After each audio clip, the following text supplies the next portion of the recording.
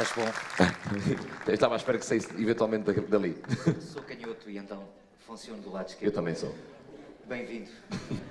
Olá amigos, boas tardes. Quero só fazer aqui uma pequena retificação. Não são 100, mas são 204 países. Para vocês isso não conta, não é relevante. O meu nome é Nuno Lobito, tenho 50 anos, sou pai, sou budista, sou sportinguista, sou um louco disciplinado e defino-me exatamente como uma pessoa assim mesmo.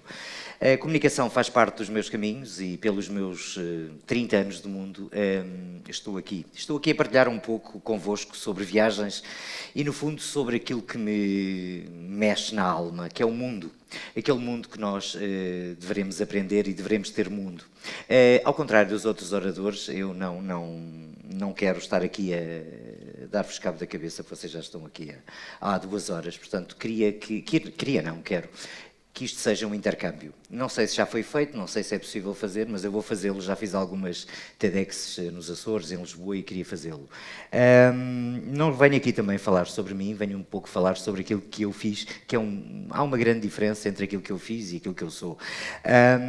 Queria começar, por exemplo, por vos explicar ou partilhar convosco o que eu acho sobre a viagem, o que eu acho sobre o mundo e o que eu acho sobre tudo isto. Bem, aquilo que nós devemos fazer nas nossas vidas e aquilo que eu fiz quando era pequenino é que nós somos aquilo em que acreditamos. E se não somos, devemos ser.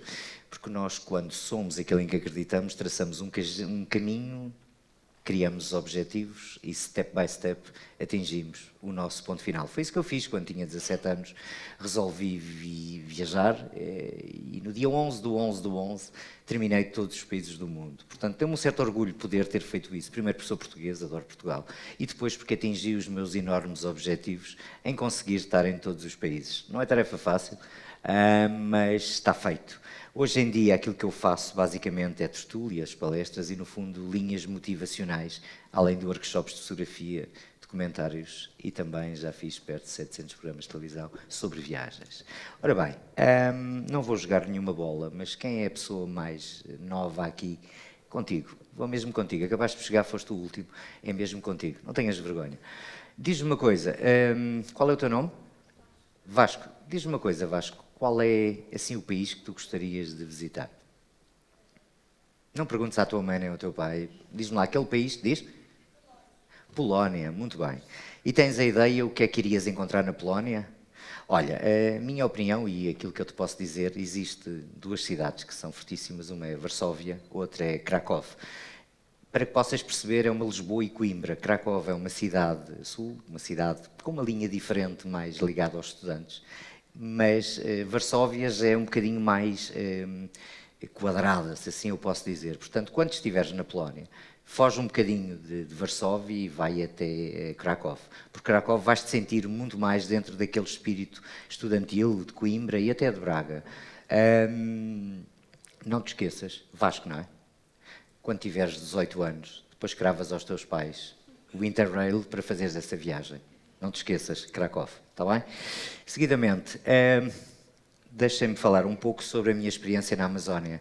Eu vivi 5 anos na Amazónia, casei na Amazónia com uma índia, o meu filho é o Ângelo, que é índio, e alucinei completamente ter vivido na Amazónia. E porquê? Tive 2 anos numa piroga, e como vocês imaginam, estar 2 anos inside the box, é por isso que eu estou aqui no inside the box. Objetivar tudo isso foi uma tarefa extremamente difícil. Mas na Amazónia aprendi imensas coisas. Aprendi, por exemplo, a linha xamânica do ayahuasca, do iarré e de outras linhas muito xamânicas, muito interessantes. E aprendi a perceber, como vos dizia ainda há pouco, que nós somos aquilo em que acreditamos. E realmente, de facto, isto é interessante, porque eu lembro-me quando era pequenino. Aliás, o meu último livro, O Caminho Faz-se Andar, diz exatamente isso. Quando eu ia com a minha avó no Lumiar, ia a caminhar tranquilamente, e nunca imaginava ter visitado todos os países. Vocês não imaginam a enorme tarefa que é ter visitado todos os países do mundo. Então, eu acho que o caminho faz-se andar. E como o caminho se faz andar, eu aprendi na Amazónia, durante os meus 2 anos em Piroga, que eu consegui perceber que nós temos um potencial enormíssimo. Por vezes, não imaginemos o potencial que nós temos.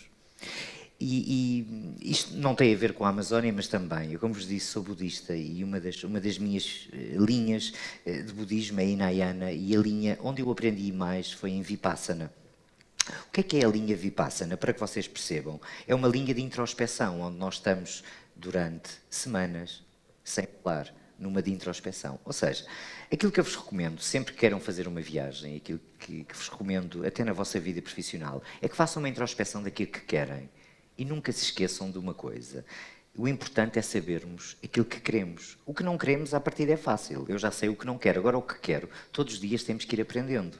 Foi isso e foi por isso que eu viajei, para conhecer, e viajo, para conhecer culturas completamente diferentes, para interpretar linguagens completamente diferentes. Desde pessoas da Amazónia a ter visitado Sua Santidade Dalai Lama, por exemplo, a ter estado na guerra na Sérvia em 1995, a ter vindo da Indonésia há um mês e meio e basicamente a continuar on-road todo o tempo. Porque a melhor escola da vida, quanto a mim, é a aprendizagem de povos e culturas completamente diferentes. E foi isso, essa sede de viagem, essa sede de poder perceber como é que se vive no Irão, como é que se vive na Micronésia.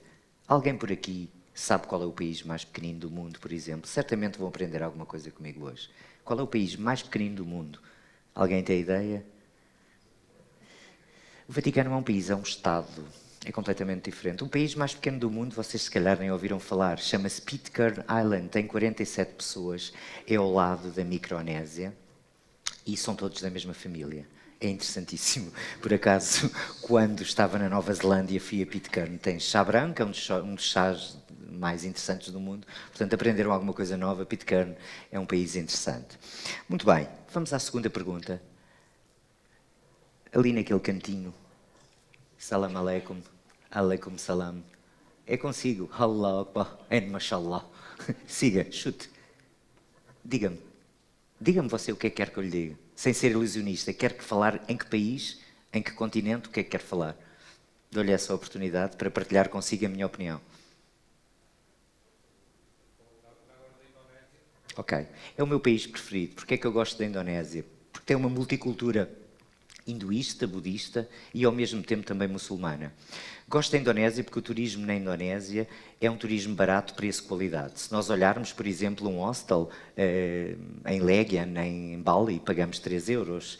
Se olharmos para uma refeição, pagamos 1,5 €. Depois, quem gosta de surf como eu, porque estou branquinho, como vocês podem ver, portanto, estar a surfar nas ondas, seja em Uluwatu ou até mesmo em Mentawai, dar-nos a oportunidade de podermos viajar e poder estar a surfar. Agora, como é que se chega à Indonésia de uma forma barata? É muito simples, vou-vos dar aqui 2, 3 passwords. Raramente saímos de Lisboa. Neste momento, por exemplo, eu vou viajar para a Indonésia novamente em dezembro. E para que percebam, não devemos sair de Lisboa. Saímos de Londres e não vamos para Denpasar. Denpasar é a capital que se chama Bali. Nós vamos para Jakarta, Kuala Lumpur ou até mesmo Singapura. Então arranjamos um voo de Londres de 400, 450 euros. Porque Singapura não é um sítio onde as pessoas vão passar férias. Depois temos um sítio interessantíssimo que é fazer as companhias low cost que vêm da South Asia, que é, neste caso, de Singapura ou de Kuala Lumpur. Por exemplo, a AirAsia faz voos de Singapura até Bali 100 euros ida e volta, como nós fazemos com a nossa EasyJet Lisboa a Amsterdã. Ou seja, nós conseguimos ir à Indonésia por 500 euros, tranquilamente, 500, 600. Aliás, a minha namorada vai para a Indonésia dentro de uma semana e eu comprei-lhe um bilhete por 625 euros nesta altura, que é caríssimo. Portanto, Indonésia, 650 euros, não é muito caro. Depois ficar lá 3, 4 dias, podemos ficar em hostels, que é muito giro. E porquê dos hostels? E porquê é que eu gosto de hostels?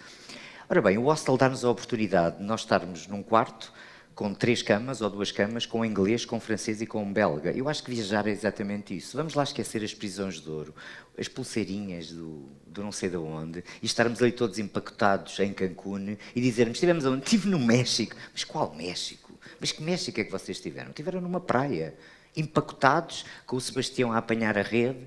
Mango juice. Mas o que é isso? Mas isso é viajar onde? Nós, se queremos viajar, devemos, primeiro que tudo, estar com os locais. Em segundo lugar, e desculpem-me, viajar sozinhos. Nós nascemos unos, crescemos unos e morremos unos. E não somos mais que animais de habituação.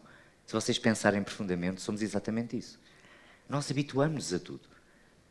Seguidamente, quando viajamos sozinhos, vou-vos dar um exemplo. Estamos na China com a nossa amiga Mariana. Mariana fala português para a esquerda, fala português para a direita. E tudo o que é em volta de nós é circuito fechado. Se nós estivermos sozinhos ao primeiro dia, ao segundo dia, ao terceiro dia, somos obrigados a abrir-nos à cultura, a emergirmos na cultura e a estarmos com os cidadãos locais e as pessoas locais. E isso é que é viajar. Não é como um turista que faz suck the culture, buy 30 t-shirts e lá vem ele feliz da vida. I love New York. Eu ontem dizia a um amigo meu que Nova York não passa de uma amadora.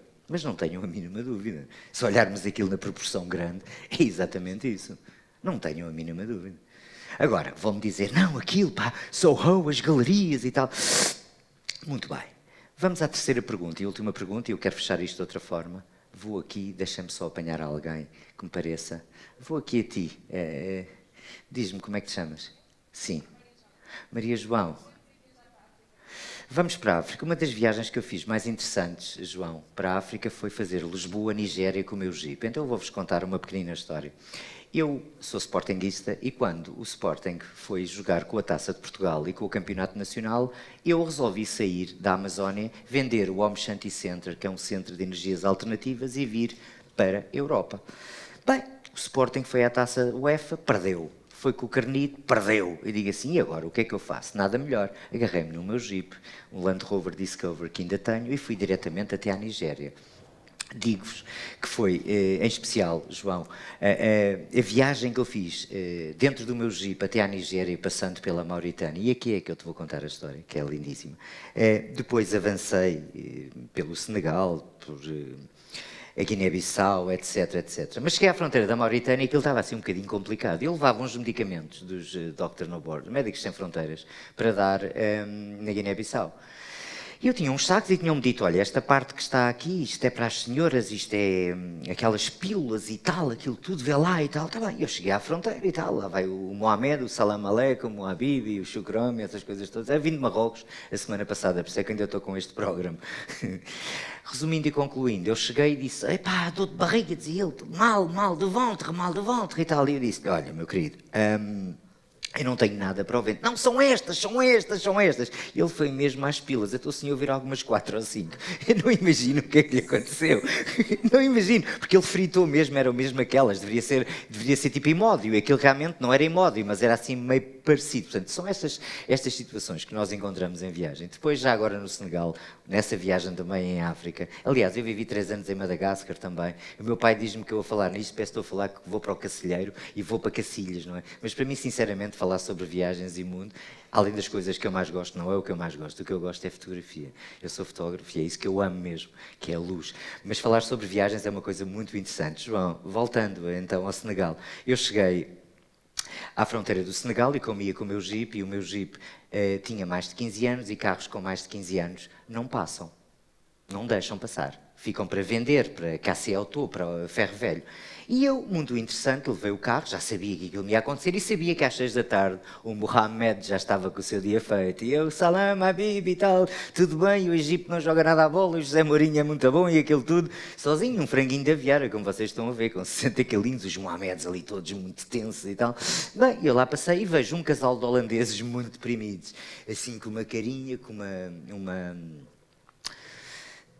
uma caravana, a caravana tinha para aí 20 anos, João, imagina, os senhores ali muito deprimidos, disse, então, tal, e tal, como é que se passa e tal, tudo bem, disse, não me deixam passar e tal, não se preocupe que isso aqui com mais 50 euros, 100 euros resolve-se. Então, Salam, como é que é isto, como é que fazemos isto e tal, eu tenho ali 100 euros daqueles dois, eu dou-te 10 eurozinhos, já não levas muito, que é o máximo que eu te posso dar, e fazemos isto, estás a fechar, são 6 da tarde, portanto vamos resolver isto. Sim senhor, estava lá a buscar o passaporte, mas tu não diz reais, fetura as coisas como se bem, sem problema nenhum. Olha, dá aí os 2 passaportes, cheguei lá, está aqui, pá, mas agora tens que me fazer um descontozinho, porque assim, dali fui buscar 100, os meus 10 não, tens que me dar 20 daí, portanto aquilo ficou 80. Eu agarrei nos 80, nos 100, devolvi-lhe os 20 e disse-lhes, olha, tem aqui os seus, mas você trabalha aqui, mas quem é você? Eu disse, não estou a vê-los com essa cara tão triste, temos é que sair daqui. Portanto, isto para vos dizer o quê? Quando nós estamos em viagem e quando estamos sozinhos, não temos ninguém atrás de nós temos uma liberdade e uma comunicação com as pessoas muito simples. E não se esqueçam de uma coisa, nós estamos sempre em minoria.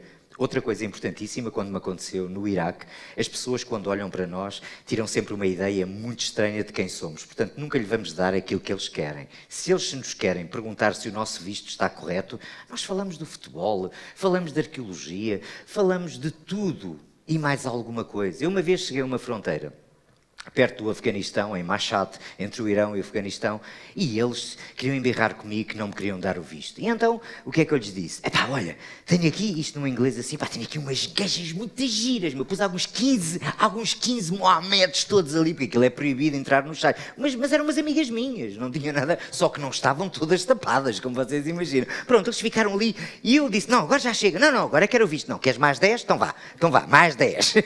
E ele pôs o visto, e ele, ou seja, todas estas coisas em viagens são extremamente interessantes. Por exemplo, eu cheguei uma vez ao Djibouti. O Djibouti é um país muito complicado. E quando cheguei ao Djibouti, sabia que não podia dizer que era jornalista nem fotógrafo. Era muito complicado para mim. Então disse que era mecânico da Volvo, que é aquilo que eu digo muitas vezes. Só que, mala de fotógrafo, 3 câmaras fotográficas, muito complicado. Resumindo e concluindo, abriram umas malas, fiquei 3 dias no aeroporto. Só que depois veio o senhor da presse, na segunda-feira, isto foi uma sexta-feira, e acabou por me conseguir arranjar um carro e a todo lado a custo zero. Portanto, às vezes, as coisas nem correm tão mal como nós imaginamos. Como vocês imaginam, eu não tenho muito tempo para falar. Vou responder-vos unicamente a uma pergunta e depois tenho o meu comboio daqui a 15 minutos que tenho que ir para Lisboa. Vou contigo. Queres ir para onde? Acho que a África deita um cheirinho, não, João? Contigo. Sim, pode ser. Inês? Índia, bom. Olha, a Índia foi dos meus segundos ou terceiro países que eu conheci. Tenho muito para falar sobre a Índia, já estive 7, 8 vezes na Índia, mas vou-te surpreender com uma Índia que tu não conheces ou talvez não estás preparada para ela. Andaman Island. Eu fiz esta viagem com o Ricardo Trepa, que é aqui um menino do Norte, que é o neto do Manuel de Oliveira, e fui com ele agora a Andaman Island há 2 anos. Pesquisa sobre Andaman Island, é ao lado da Tailândia, muito longe da Índia. Conhecias? Pronto, é uma Índia diferente. Se queres a tua Índia ou se queres uma Índia diferente, recomendo 4, 5 coisas. Entras em Manali, aliás, entras em Delhi, depois vais a Manali, onde viveu Bob Marley, Bob Dylan, que é altamente, e a seguir podes fazer Dharamsalam, McLeodganj, onde vive sua santidade Dalai Lama. Numa linha espiritual, voltas Calcutta e se tiveres força, vais a Sikkim ao lado ou vais ao Butão. Seguidamente, não te esqueças, a tua base fica em Delhi, your back package, small package, e vais ali 10 dias, voltas. Estás a ver? Depois vais ao Rajastão, e no Rajastão podes visitar Pushkar, talvez a dos lagos mais sagrados e dos sítios mais interessantes. Seguidamente, esquece Bombay ou Mumbai. Vai a Goa, não te esqueças de uma praia que é Palolem ou Arambol, eu já sei que estou quase a acabar. Palolem ou Arambol, que é delicioso, e depois termina, talvez, se gostares, em Andaman Islands. Agradeço o vosso tempo, o meu também é precioso. Não tenho muito mais tempo para falar, mas deixo-vos um conselho. Não se esqueçam que o caminho faz-se andar e nós somos aquilo em que acreditamos. O mais importante nesta vida é termos mundo e, quando puderem, viajem e, quando viajarem, procurem estar sozinhos e com os locais. Esta foi a minha modesta participação. Se precisar alguma coisa de mim, o meu e-mail é nunolobito@gmail, e desejo-lhes um dia muito, muito feliz e boas viagens, meus amigos. Boa sorte. Até logo.